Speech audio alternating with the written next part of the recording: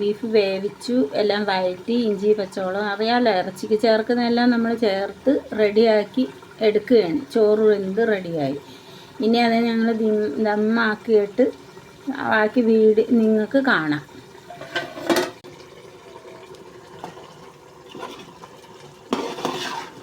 ദം ബിരിയാണിയാണ് ഞാൻ ഈ കളറിൽ എടുക്കുന്നത്.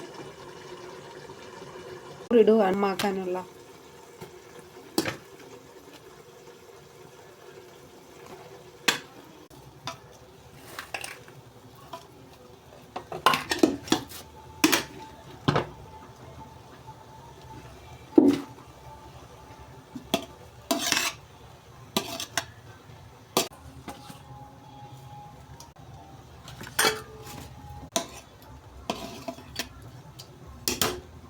ബീഫിൻ്റെ ഇവിടെ റെഡിയായേ.